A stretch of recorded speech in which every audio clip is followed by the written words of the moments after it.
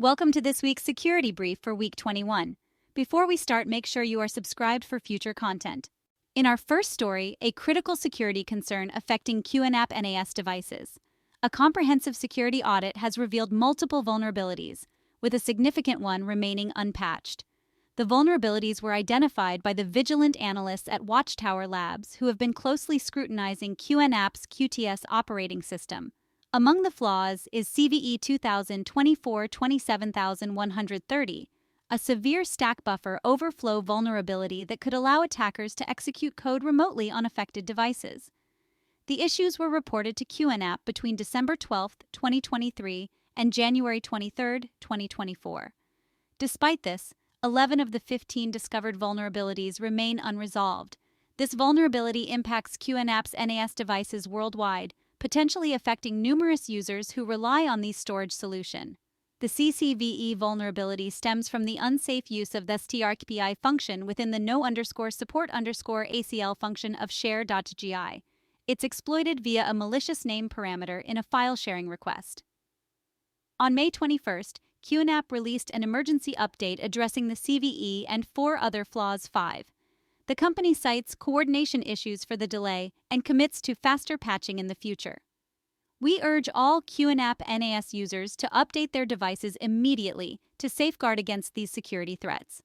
Moving on, the alleged mastermind behind Incognito Market, a notorious dark web marketplace, has been apprehended. The suspect is Ruixiang Lin, a 23-year-old, also known by aliases such as Pharaoh and Faro. Incognito Market was a hidden online platform where illegal drugs were traded. Over $100 million worth of narcotics were sold, including significant quantities of methamphetamines, cocaine, amphetamine, and ecstasy. The Incognito Market first appeared in October 2020 and was active until March 2024, when law enforcement shut it down. During this period, Lin allegedly managed all operations, including overseeing employees, vendors, and customers. Arrest took place at one of the busiest international airports in the world, New York's John F. Kennedy Airport, signaling a significant victory for global law enforcement agencies. Lin's arrest underscores the relentless pursuit of individuals who facilitate the sale of illegal narcotics online. His operation not only distributed vast amounts of drugs, but also involved money laundering and the sale of adulterated medication. Law enforcement agents executed search warrants on 3 servers linked to Incognito Market, uncovering extensive data on transactions, vendor accounts, and customer accounts. The analysis revealed a steady increase in the marketplace's sales volume over time. Lin allegedly attempted to extort additional fees from users by threatening to release their transaction history during the platform's final days. If convicted, Lin faces a mandatory life sentence for participating in a continuing criminal enterprise, among other charges including narcotics conspiracy, money laundering, and conspiring to sell misbranded medication. Ruixiang Lin is set to appear in Manhattan Federal Court before U.S. Magistrate Judge Willis. This case marks a significant milestone in the ongoing battle against the digital drug trade. Stay with us for more updates on this developing story. Next story, OmniVision, a leading manufacturer of imaging sensors, has disclosed a data breach following a ransomware attack in 2023. OmniVision Technologies, a California-based company known for its pioneering work in imaging sensors. The company was founded in 1995 by Ausura Technology and Chinese semiconductor giant Will Semiconductor. OmniVision has confirmed that hackers made off with personal data during a ransomware incident in 2023. The breach was the result of a Cactus ransomware attack. The ransomware encrypted certain OmniVision systems, and an unauthorized third party took some personal information from these systems. The security incident was discovered on September 30th. The unauthorized party had access to certain systems between September 4th, 2023 and September 30th, 2023. OmniVision completed a comprehensive review of the incident on April 3rd, 2024. This incident has global implications as OmniVision's products are used worldwide. The data breach could potentially affect numerous users who rely on these imaging solutions.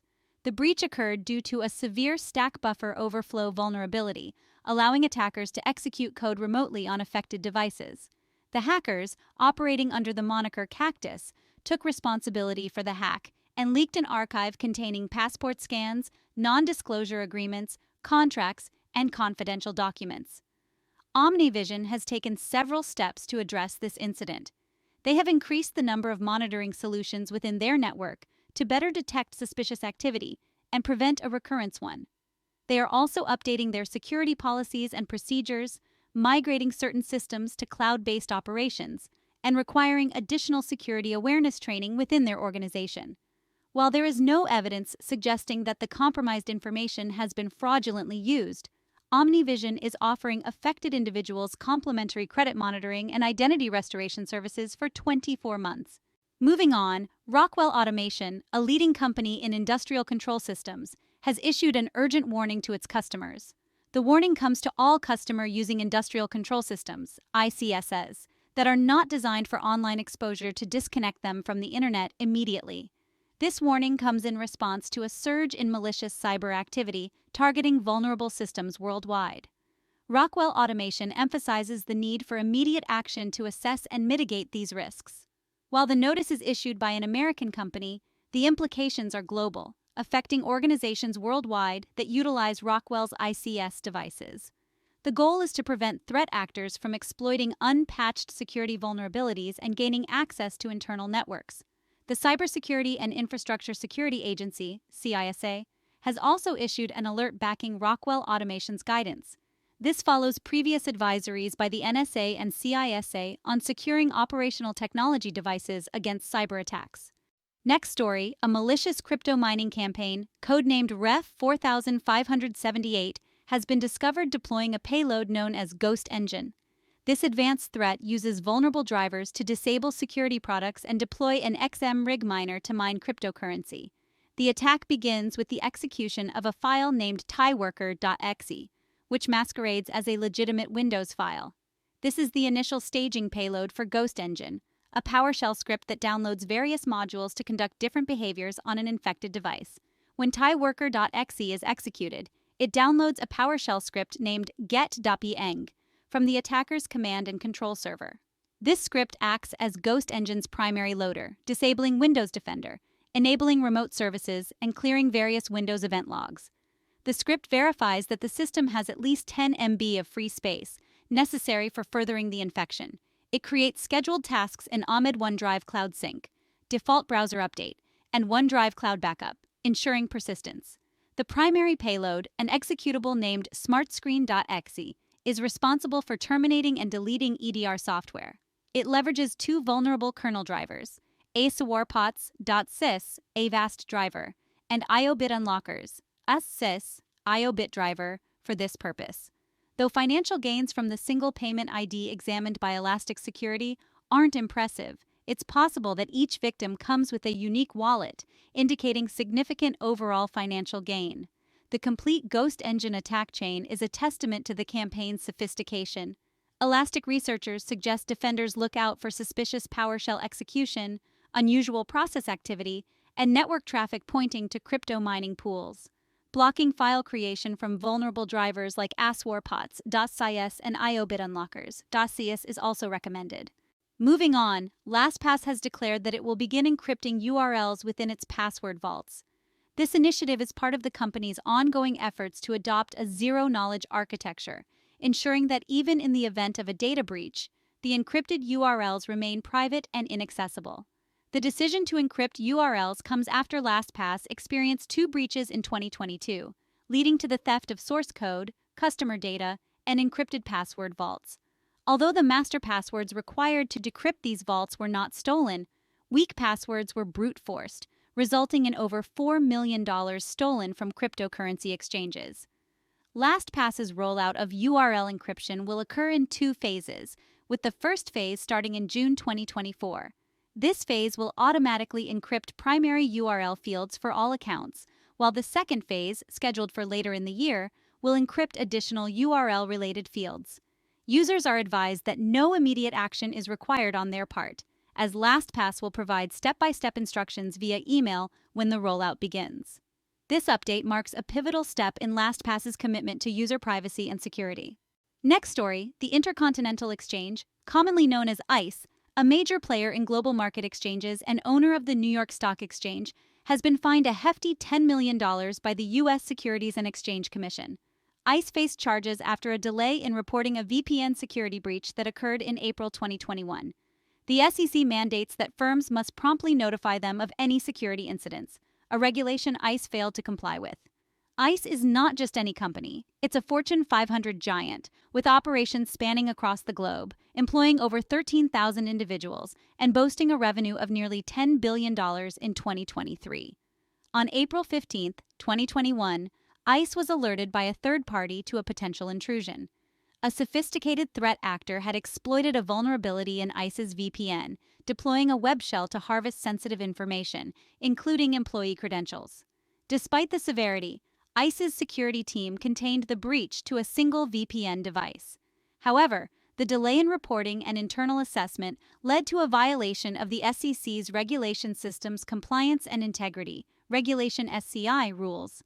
The SEC has been clear in its reprimand, stating that every second counts when it comes to cybersecurity, especially within critical market intermediaries. The 4-day delay by ICE to assess the impact was deemed unacceptable.